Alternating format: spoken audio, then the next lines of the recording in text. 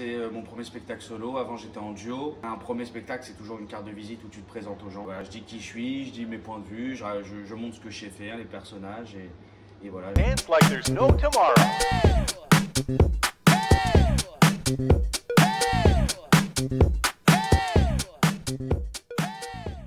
Bah, c'est pas le même métier, hein. Je vais pas dire que c'est facile, mais en duo, tout est à deux, tu fais tout à deux, quoi. T'as un couple. Après, t'as tous les avantages du couple, juste tu baisses pas, quoi. Okay. Mais on a les inconvénients du couple aussi. Mais quand t'es seul, la bascule, il y a eu quand même 4-5 mois où j'ai dû jouer beaucoup, même tous les jours, dans les comedy clubs pour apprendre ce nouveau métier qui est d'être en solo, quoi. Dance like there's no tomorrow.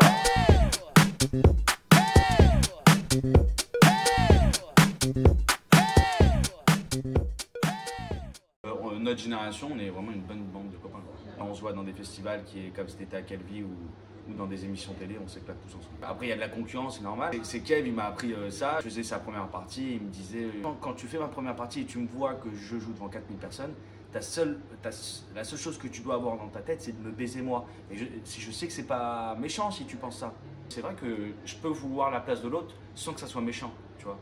Je veux arriver, je veux faire des grandes salles, moi aussi, je veux faire des grands films.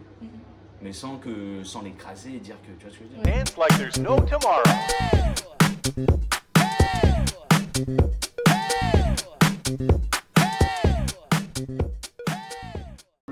Alors l'histoire, c'est Joey Starr qui est une star de l'humour, qui fait un bad buzz. Son équipe, elle lui dit il faut que tu passes des vacances avec 2 de tes fans. On filme ça, et comme ça, voilà, bad buzz passe. Sauf que les 2 fans, c'est 2 gogoles, et celui qui filme, c'est moi, son community manager, qui se prend pour Scorsese. C'est pas un rôle hyper éloigné de moi. J'ai bien appris mon texte, j'ai bien appris tout seul, après, j'ai pas une énorme expérience au cinéma où je me dis que ce rôle, et encore le rôle n'était pas assez important dans le film et même assez éloigné de moi pour que je me dise il faut que je me prépare et que je fasse un changement sur moi-même. Dance like there's no tomorrow.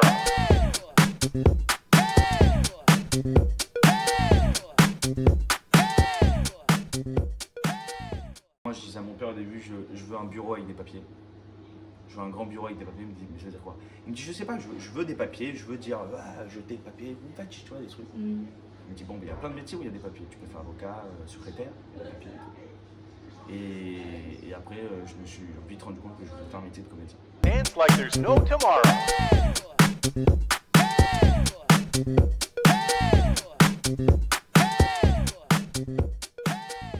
L'exercice de casting, d'ailleurs Pierre Ninet en a fait une série parce qu'on peut te dire à quel point c'est pas facile, quoi, parce que tu es devant une caméra mais que tu connais pas et tu joues, et quand tu joues il te dit bon bah ok c'est bon, super, tout est froid, quoi, il n'y a rien de, c'est horrible un casting. Parfois faut passer sous la table, faut pas avoir peur. Dance like there's no tomorrow.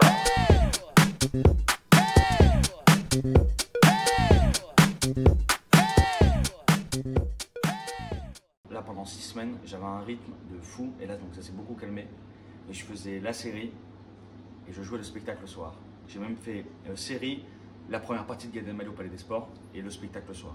Dance like there's no tomorrow.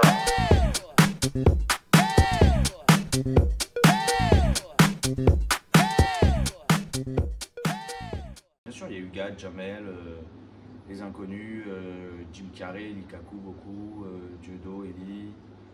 Après, c'est des sketchs, mais pas juste d'un comédien, mais des sketchs. Il y a des sketchs de Palmade qui m'ont tué, des sketchs de Mime Bigard qui m'ont tué, qui m'ont inspiré. Et voilà. À un moment, j'ai vu que j'étais aussi drôle dans mon entourage et en classe et tout, donc je me suis dit, je vais faire ça. Dance like there's no tomorrow.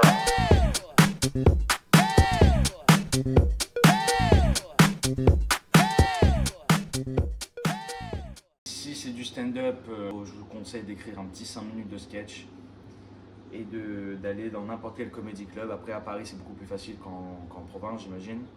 Mais si tu es à Paris, écris ou viens et jouez le plus possible. Et toutes les questions que tu te poses de ce métier, de est-ce que je vais y arriver ou comment je vais y arriver, se résoudra et tu auras tes réponses en jouant, parce que tu vas te connaître mieux, tu vas rencontrer des personnes du métier, et c'est juste jouer tout le temps. Et vraiment, encore plus en 2022, si vraiment tu veux y arriver, tu n'as aucune excuse parce que avec les réseaux sociaux, tous les comédie clubs qu'il y a maintenant, franchement, c'est la discipline et la détermination. That's it.